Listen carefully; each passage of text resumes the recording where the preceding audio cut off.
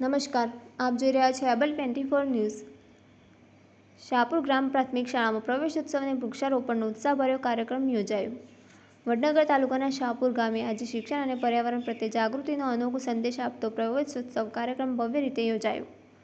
શાહપુર પ્રાથમિક શાળા ખાતે આયોજિત આ કાર્યક્રમમાં શાહપુર, બોરિયા અને જેતાપુરા પ્રાથમિક શાળાઓ તેમજ બાલવાટિકાના નાના ભૂલકાઓ ઉત્સાહપૂર્વક જોડાયા હતા।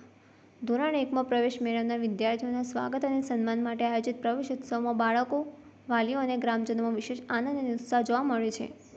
કાર્યક્રમમાં મુખ્ય મહેમાન તરીકે આરોગ્ય અધિકારી કડિયા સાહેબ ઉપસ્થિત રહ્યા હતા। ઉપરાંત ગામના સરપંચશ્રી, બોરિયા અને જેતાપુરા પ્રાથમિક શાળાના આચાર્યશ્રીઓ, ગામના વડીલો, યુવા મિત્રો, વાલીઓ તેમજ આંગણવાડીની બહેનો મોટી સંખ્યામાં ગ્રામજનો હાજર રહ્યા હતા। કાર્યક્રમ દરમિયાન શિક્ષણ સાથે પર્યાવરણ સંરક્ષણનો સંદેશ આપતા વૃક્ષારોપણનું આયોજન પણ કરવામાં આવ્યું હતું। દરેક નવા પ્રવેશ મેળવનાર બાળકને એક વૃક્ષ ભેટ રૂપે અર્પણ કરવામાં આવ્યું, જેથી બાળકોમાં બાળપણથી જ પર્યાવરણ પ્રત્યેની જવાબદારી અને સંવેદનશીલતા વિકસે। નવા વિદ્યાર્થીઓને પ્રવેશ પ્રમાણપત્રો અર્પણ કરવામાં આવ્યા હતા। ઉપરાંત તેમને કપાસની બેગ, શિક્ષણલક્ષી સામગ્રી, વિવિધ ઉપયોગી ભેટો અને પ્રોત્સાહક ઉપહાર આપી શિક્ષણ પ્રત્યે પ્રેરિત કરવામાં આવ્યા હતા। બાળકોના ચહેરા પરનો આનંદ અને વાલીઓનો ઉત્સાહ સમગ્ર કાર્યક્રમને યાદગાર બનાવી ગયો। પ્રવેશોત્સવ માત્ર શાળાનો પ્રવેશોત્સવ કાર્યક્રમ રહ્યો નહીં, પરંતુ શિક્ષણ, સંસ્કાર અને પર્યાવરણ પ્રત્યેની સામૂહિક પ્રતિબદ્ધતાનું પ્રતીક બની રહ્યો। ગ્રામજનો, શિક્ષકો અને વાલીઓના સહયોગથી યોજાયેલ આ કાર્યક્રમે દરેક બાળક શિક્ષિત બને અને દરેક બાળક એકનું વૃક્ષનું જતન કરે એવો સકારાત્મક સંદેશ સમાજ સુધી પહોંચાડ્યો।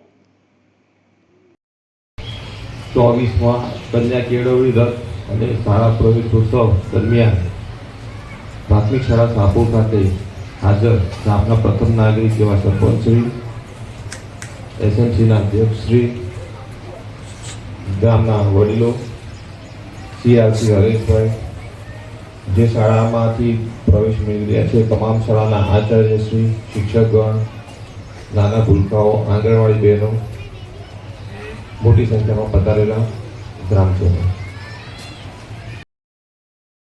ઓબ્ઝર્વેશન કરીએ તો કાર્યક્રમનું સંપૂર્ણ સંચાલન દીકરીઓના હાથમાં છે। સ્ટેજ પર બી માઇક દીકરી જોડે, સ્વાગત દીકરી જોડે, પ્રવચન દીકરી જોડે, છતાં પણ આપણે દીકરાનો મોહ છોડતા નથી। તો જે દીકરીઓ આપણા માટે આટલું કરી રહી છે તે દીકરીઓને વંદન કરીએ અને ખરેખર કે સમાજની અંદર સમાજના ઘડતર માટે સ્ત્રીનું જે મહત્વ છે, એને સમાનતાનો હક છે, શિક્ષણનો હક છે, એ આપીએ। આપણા સમાજનું અને આપણું ભવિષ્ય બે વસ્તુઓ પર નિર્ભર છે, એક શિક્ષણ અને બીજું સારું આરોગ્ય। શિક્ષણ હશે તો આરોગ્ય પણ આવશે, જો શિક્ષણ સારું ના હોય તો આરોગ્યમાં પણ તકલીફ પડે। તો સારું શિક્ષણ શાળાની અંદર સરકારશ્રી દ્વારા આપવામાં આવે છે। કેમ કે જે પણ શિક્ષકની ભરતી થાય છે તમામ એક્ઝામ પરીક્ષાઓ પાસ કર્યા પછી આવતા હોય છે, જે ખાનગી સંસ્થાના શિક્ષકોમાં હોતું નથી। તો આપણી શાળામાં જે શિક્ષકો ભણાવે છે એના પર થોડો વિશ્વાસ રાખીએ। બીજું કે બાળકો ભણીને ઘેર આવતા હોય છે તો તમામ વાલીનો અને જે ઘરે છે તમામની જવાબદારી બને છે કે આજે બાળક શાળામાં શું ભણીને આવ્યું, શું ખાઈને આવ્યું, શું નાસ્તો કરીને આવીને એક અડધો કલાક સમય કાઢીને એને પૂછે તો બાળકને એવું થશે કે મને પૂછનાર કોઈક છે તો એ હંમેશા હશે એ હકીકત આપણને જણાવશે અને આપણા બાળકોની પ્રગતિમાં ધીમે ધીમે વધારો થશે।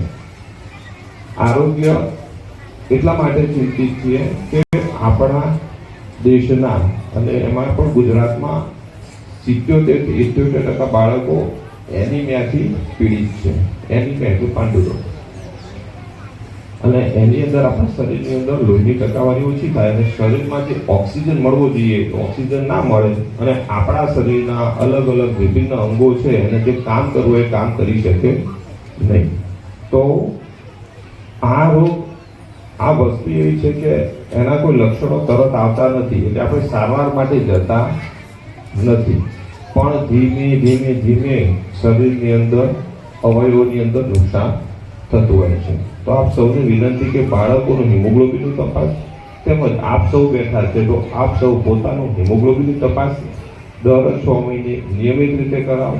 એની ટકાવારી સારી હોય અને એના માટે જરૂરી એવું લોહતત્વ અને પ્રોટીન આપણા ખોરાકમાં ઉમેરાય એવો પ્રયત્ન કરીએ.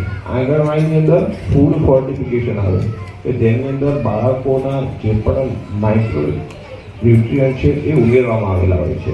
એના કારણે જે પણ રાંધવામાં આવે એનો કલર કાળો અથવા શ્યામ પડી જતો હોય છે. તો એ બાળકો માટે ખૂબ સારી વસ્તુ છે અને બાળકોને એમાંથી વાનગી બનાવીને આપો. અને મુખ્યમંત્રી આહાર યોજનાની અંદર સવારે બાળકોને પ્રોટીનયુક્ત એટલા માટે જ નાસ્તો આપવામાં ચાલુ કર્યો છે કે બાળકોમાં હિમોગ્લોબિનનું પ્રમાણ વધે. અને છેલ્લે આપ સૌ જાણો છો કે આપણે ફર્ટિલાઇઝરનો ઉપયોગ કૃમિનાશક અને પેસ્ટિસાઇડનો ઉપયોગ ખૂબ કરી રહ્યા છીએ.